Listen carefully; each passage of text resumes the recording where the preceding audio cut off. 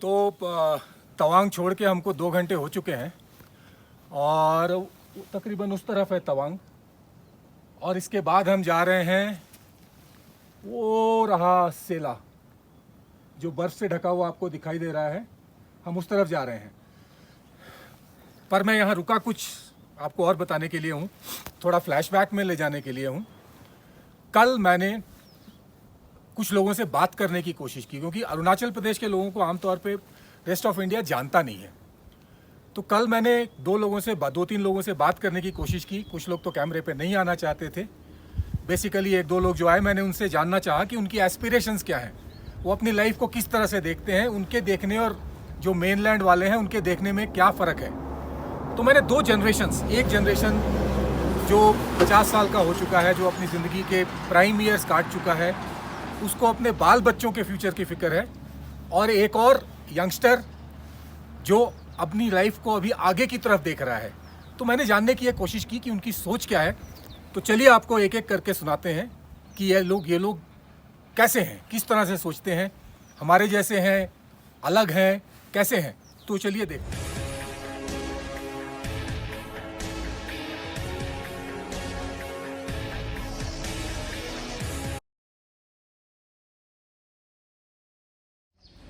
तो आज हमारा अरुणाचल में तीसरा दिन है। 3 दिन किसी भी जगह को देखने के लिए काफ़ी नहीं है जी सर। बट आज सुबह से मिस्टर नान, उनका पूरा नाम नहीं पूछूंगा, इनका नाम पूरा प्रोनाउंस करना मुश्किल होता है मेरे लिए। तो मेरा इनसे सिर्फ 2 ही सवाल है। पहला सवाल तो ये है कि जैसे मेनलैंड इंडिया में, पंजाब में, राजस्थान में, हरियाणा में लोगों को अरुणाचल के बारे में कुछ भी नहीं पता है जी।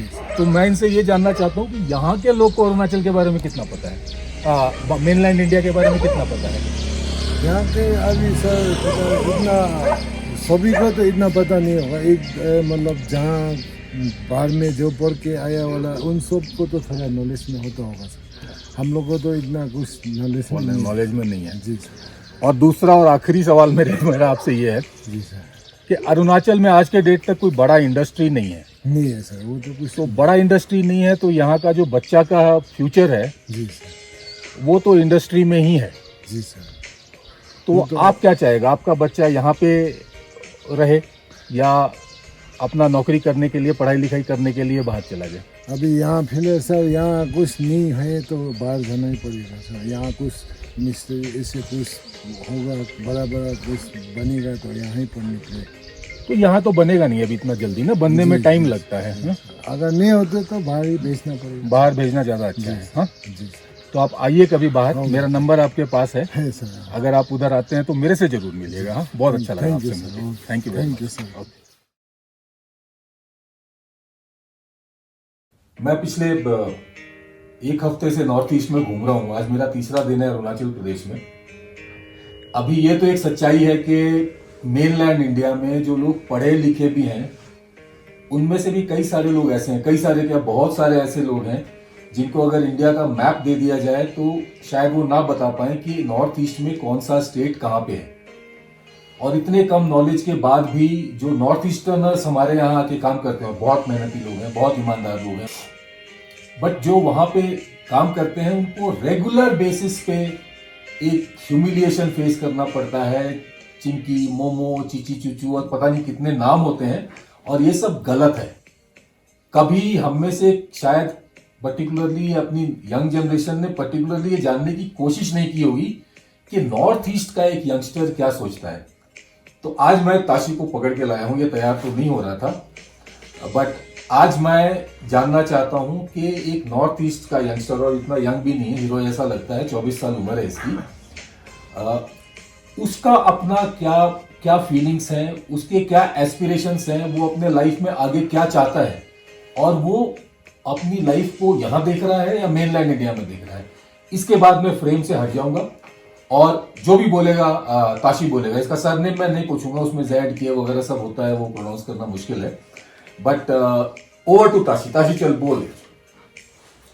नमस्कार आप सभी को। सबसे पहले तो आज मेरे सामने क्रिकेटर अनिल गौतम सर, तो मुझे 1-2 बात रखने के लिए यहाँ लेके आया।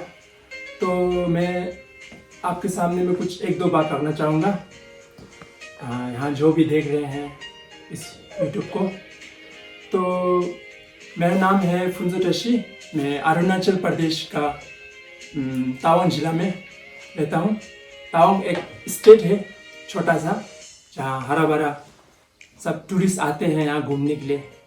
तो मेरे बारे में मैं एक दो बात कहना चाहूँगा, कुछ पास्ट के बारे में, कुछ प्रेजेंट के बारे में और कुछ फ्यूचर के बारे में। तो मैं शुरू करता हूँ प्रेजेंट के बारे में। तो फिलहाल मैं यहाँ आर्मी एरिया के अंदर एक गेस्ट हाउस में काम करता हूँ, जहाँ अफसर आते हैं, यहाँ रहते हैं और मुझे यहाँ तनख्वाह मिलता है 12,000। वो मेरे लिए काफ़ी हद तक पहुँच जाता है मेरे लिए। तो और कुछ बात ऐसे है। तो मैं अभी फ़िलहाल मैं अपना सिस्टर के साथ रहता हूँ, जो जबकि वो एक टीचर है। अभी तक अच्छा से ख्याल रखा मेरा। तो जब मैं 9-8 साल का था तो मेरा माता पिताजी गुजर गए थे। तो मैंने देखा नहीं उसे। तो कुछ अभी इतना साल हो गया कि कुछ फ्रेम में भी याद नहीं आ रहा, कि मेमोरी में याद नहीं आता कि कैसे एक देखता है। तो मेरे पास एक माँ का फ़ोटो है। तो पिताजी के तो फ़ोटो नहीं है मेरे पास।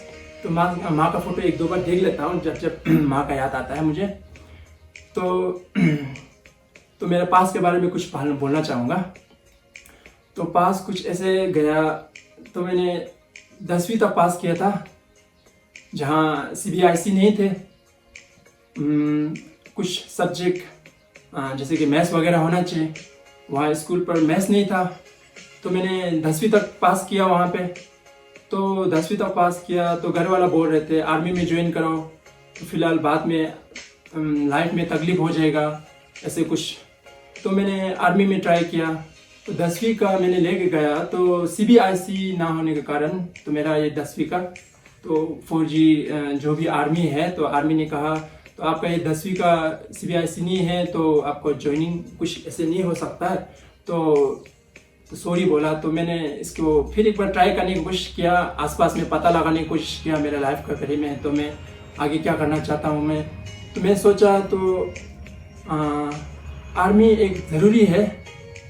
चलो, आदमी जब कुछ करता है ज़िंदगी में तो एक मकसद होना चाहिए इंसान के अंदर में। तो मैंने वो मकसद लिया, चलो आर्मी ज्वाइन कर लेता हूँ। अभी तक जितना भी मैंने अपने लिए वक्त दिया, तो मुझे ऑलमोस्ट मेरे दिमाग में ये आया कि हाँ, आर्मी ज्वाइन कर लेनी चाहिए मुझे। तो मुझे अच्छा लग रहा था, तो मैंने ज्वाइन करने के लिए वो किया, वो भी नहीं हुआ। तो लाइफ में बहुत दिक्कत हुआ ये सब चीज़ में। तो फिलहाल तो घर में मैं पड़ा हुआ था। तो आसपास काम जहाँ मिलता था, मेरा छोटा मोटा काम जो भी मिलता था मैं कर लेता था। तो ऐसे बहुत साल बीत गया ऐसे। तो घर वाला बोला तो तेरा 10वीं तक कुछ हो रहा ही नहीं। तो दीदी मेरा टीचर था, तो मैं दीदी ने बोला ये तेरा 8वीं का कुछ करता हूँ, अगर 8वीं का तू पास कर लेगा तो तुम्हें अगर ज्वाइन कर सकते हैं तो आर्मी में तो ज्वाइन कर लो। तो मैंने 8वीं का क्लास का पास करने के लिए मैंने दीदी का सहारा लेके मैंने 8वीं क्लास इधर अपना एक एरिया है वहीं से मैंने पास किया था 8वीं। लगभग मैं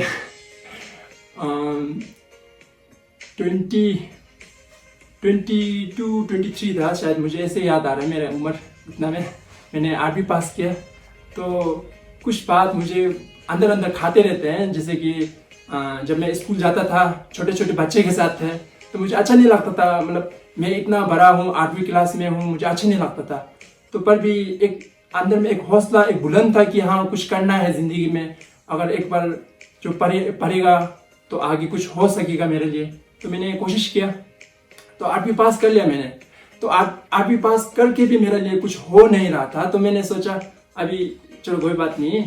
तो आसपास में जहाँ भी काम मिलता था, मैं जैसे रेगुलर मेरा ज़िंदगी जा रहा था, मैंने उतने कोशिश किया रेगुलर मुझे क्या करना चाहिए मैंने वैसे किया। तो फिलहाल मेरा घर के नज़दीक है गेस्ट हाउस। तो एक बार एक अफसर आया था, तो अफसर वो बोले थे कि तो ऐसे ऐसे काम है तो करेगा यहाँ। मैंने कहा सर बहुत मेहरबानी होगा ये चीज़, आपने मुझे छोटा मोटा काम दे दिया साहब। तो मैंने यहाँ काम करना शुरू कर दिया।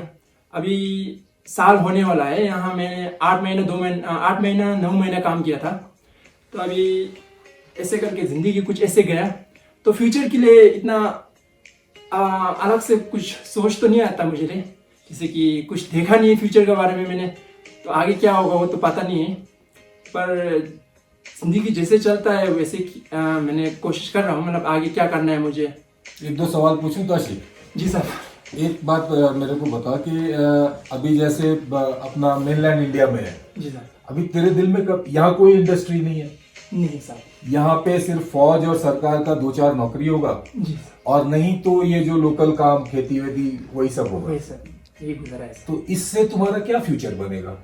फ्यूचर नहीं सर, बस दिन का रोजी रोटी निकल जाता है, बस उतना में हम खुश और हैं। ये हालत तुम्हारा है या बाकी बहुत बार ज्यादा यंग लोगों का नहीं यही सर, हालत? ऐसे बहुत सारा आदमी है जो किसी का, जैसे कि हम अपना यहाँ एक ऐसे आदमी है यहाँ पे, किसी की माता पिताजी जो भी होते हैं तो छोटा से बच्चों को बहुत नकार देते हैं।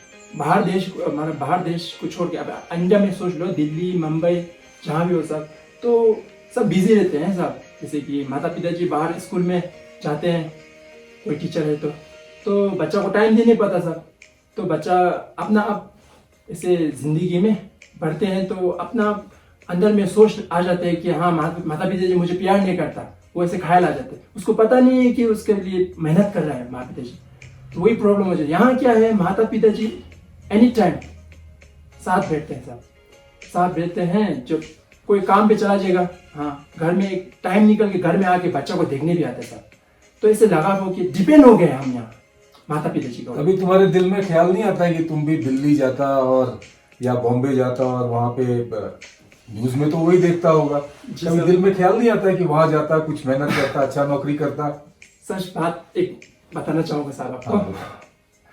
हाँ, मेरा जब से मैंने होश संभाला है, जब मैं बड़ा हो गया था थोड़ा, तो फिल्मों में इंटरेस्ट आ गया था मुझे sir. Very good, very good. तो मैंने कोशिश किया, मतलब एक्शन ये सब चीज़ मैंने फिल्मों में देख के ट्राई करता था। मतलब कुछ नादानी भी था उसके बीच में सब, क्या कहेंगे। तो मुझे इंटरेस्ट है फिल्मों में, कभी कुछ रोल मिल जाओ, यहाँ भी आते हैं कभी कभी कुछ रोल है निकले तो मौका मिल जाओ, ऐसे बहुत सोचते हैं सब चीज़ में। फिर अपना एक मजबूरी ये सब सोच के फिर पीछे हट जाता है सब। तो ऐसे पीछे हट जाते हैं, हिम्मत हार जाता है, फिर ऐसे भी होता है। एक बात है ताशी, जैसे यहाँ पे अरुणाचल प्रदेश अभी नॉर्थ ईस्ट इंडिया का सबसे बड़ा स्टेट है जी। इससे बड़ा कोई स्टेट नहीं है, और यहाँ कोई भी मेजर इंडस्ट्री नहीं है। तो आज का जो तुम्हारा जनरेशन है या तुम्हारे बाद का जो जनरेशन बड़ा होके आ रहा है, उसका यहाँ जब तक इंडस्ट्री नहीं आएगा, जब तक वो डेवलपमेंट नहीं आएगा, तब तक क्या फ्यूचर है? कोई फ्यूचर है? फ्यूचर मुझे तो नहीं लगता सर कुछ फ्यूचर है। तो यहाँ के लोग, मैंने देखा है कि बहुत सारे बच्चे पढ़ने तो जाते हैं बाहर जाते हैं बाहर कॉलेज वगैरह में पढ़ते हैं, लेकिन नौकरी करने बाहर मेरे को बहुत ज्यादा लोग नहीं मिला। जाना चाहिए नहीं जाना चाहिए बाहर नौकरी सब? यहाँ पे क्या है कि अपना सीएम, यहाँ का जो अरुणाचल का सीएम है, तो हमारा यहाँ ट्राइब का है जो मोनपा कहते हैं, तो सीएम अपना यहाँ के हैं। तो यहाँ अपना सीएम आसपास जो भी है, जो भी अब तक किया है साहब ने, तो भेदभाव को भी मतलब अच्छे से निभाया। तो मतलब यहाँ पे नौकरी वोकरी जो भी ऑफिस है तो यहाँ में हो जाते हैं सबके लिए, फिर यहीं में डिपेंड होके बैठते हैं। ये एक चीज़ भी खराब है साहब, मुझे तो ऐसे लगता है। ये सही, ये बात हमने बहुत बड़ी बताई। सो बेसिकली क्या क्या निकल के आ रहा है कि मतलब सबसे बड़ी बात तो ये है कि ये बच्चे भी जो हैं और जो बच्चे दिल्ली, चंडीगढ़, बॉम्बे में बैठे हैं, उनकी सोच एक जैसी, सब अपने लाइफ में अपने फ्यूचर को, अपने सपने हैं, उसकी फिल्म का सपना है, किसी का कुछ सपना है, हर एक आदमी अपने फ्यूचर के बारे में उसी तरह से सोचता है जैसे कि वो मेन लाइन में सोचते हैं। अपने जैसे एक ही जैसे लोग हैं, एक ही जैसे एप्रीहेंशंस हैं, और अपने फ्यूचर के लिए ये कहीं भी जाना चाहे, ये इनकी इच्छा है। तो बेसिकली मैं एक शॉर्ट क्लिप एक यंगस्टर का इसलिए बनाना चाहता था ताकि कुछ लोगों में ये गलतफहमियां दूर हो जाएं कि ये, क्योंकि अभी तक तो वो हिस्सा हम पूरी तरह से बन नहीं पाए हैं। आप ऐसे जितनी बात कर लो, बट अगर नॉर्थ ईस्ट को अपना बिल्कुल हिस्सा समझने वाला काम अभी थोड़ा बाकी है, मेनलैंड इंडिया की तरफ से भी और नॉर्थ ईस्ट की तरफ से भी, और ये बिल्कुल क्लियर दिखता है, इसमें कोई शक नहीं है। बट उसके अलावा कोई रास्ता है नहीं, और ये बात इस यंगस्टर से बात करके बिल्कुल क्लियर हो गई है। बाकी भी मैं बाकी स्टेट्स में भी जाऊंगा, ढूंढूंगा ताशी जैसे लोग, उनसे बात करने की कोशिश करूंगा। एक कोशिश है, पता नहीं कितना कामयाब होऊंगा। तो और इस वीडियो का में मैं बेसिकली ताशी की पूरी थॉट प्रोसेस को डालूंगा। आप देखिए और उसको समझने की कोशिश करिए। मेरे ख्याल से ये हम सब के लिए अच्छा रहेगा, और मेरे ख्याल से हम सब के पास इसके अलावा कोई रास्ता नहीं है। Thank you Tashi, thank you very much. बातचीत तो हो गई, इतना तो पता चल ही गया कि हर एक जगह लोगों की, माँ बाप की एस्पिरेशंस एक जैसी हैं। जो यंगस्टर्स हैं वो अपने फ्यूचर के लिए, उनके अपने सपने हैं। नीचे मेनलैंड इंडिया में एक फ़ायदा है कि वो अपने सपनों को पूरा कर सकते हैं। यहाँ पे एक बेचारगी दिखती है, क्योंकि यहाँ इंडस्ट्रीज़ नहीं है, डेवलपमेंट वगैरह कुछ खास हुआ नहीं है। हालांकि कोई खास गरीबी नहीं है यहाँ पे, बट डेवलपमेंट वगैरह, इंडस्ट्रीज़ वगैरह नहीं है। जब ये आएंगी तो इनकी सोच अलग हो जाएगी, बट अभी की सोच इनकी यही है। और ये वीडियो प्राइमरली मैं इन दो लोगों को डेडिकेट करता हूँ।